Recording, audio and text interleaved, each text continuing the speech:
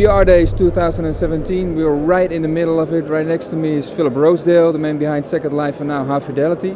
Yesterday I saw a great talk that you did and a great demo also. Thanks. For the people who were not there, can you explain a little bit what happened? We've been working on High Fidelity for a few years, but for the last several months we've been working on integrating blockchain technology to allow payment to happen for goods and services in High Fidelity. And what was fun yesterday was I did an on-stage demonstration of this all working, so I was able to go into a store and try on some clothes and then buy them from someone, and all of that was happening behind the scenes on the blockchain. So it's a big step that we think for general purpose VR is very important to have happen. The blockchain aspect was very interesting. For people who don't know blockchain, can you explain it a little bit? Well, blockchains are important right now, a very exciting technology where we're using a kind of tons and tons of people to keep track of the same information, a kind of a distributed database in a new way. It's important because it's not run by any one company and there's no data silos, so it's a kind of an open, horizontal way of keeping track of things.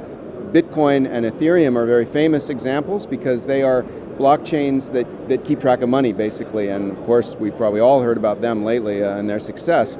In our case, what we're doing is using that same idea of a distributed, a decentralized database, but now to keep track of not just money, but also pieces of people's identity, information about you when you're in the virtual world, and also things that people buy and sell from each other, like clothing or furniture or anything. You think it's going to be an issue to keep it decentralized for the future? No, I think that both from a sort of a regulatory and a management perspective and also a technical perspective, once the initial road bumps of blockchain technology, and there are many right now, get smoothed out, it's going to be very easy, and I think they're going to continue to have a big impact on technology overall. Okay.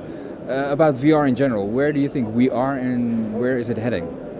Well, VR is still on its first day. I mean, we're at the very beginning of, I think, a very disruptive technology. The first generation of VR headsets, for the most part, have not been successful as consumer devices, and so we're in a waiting period where the next year or two we'll see very, very good devices come out, but I think the overall amount of energy that's going into developing the hardware and stuff like at this event, all the software you're seeing being built, things like High Fidelity, indicates that we really are at a moment where these low-cost VR devices are going to give us a different kind of computing. Have there been things here that you thought were special? I'm excited about a few things. Yesterday I mentioned in one of the talks here at the conference that one of the key steps for VR would be a 4K display for each eye. And there's a company here that I'm going to see, Pimax, that is working on exactly that. So I'm looking forward to that. There's also a number of different open world projects here and devices that do locomotion differently. The Microsoft headsets I'm very excited about. We're working with Microsoft and we're very excited to see the new headsets and hand controllers, which are higher resolution and work much better than some of the first-gen devices. What can we expect, do you think, in the future? Maybe contact lenses or what? I think we're a long ways from contact lenses. It's very hard to do that, but I do think that whether it's see-through, AR, or opaque VR headsets, once we get to a resolution that's the same as the screens we have now, this is going to make a big difference because we can start using them for work and we can start using them generally to replace the screens that we use today on our computers. And that can't happen until we have a bit higher resolution, but I think that's going to happen, well, you can see it here, and it's going to happen commercially in the next 2 years. What do you think of the event, VR Days?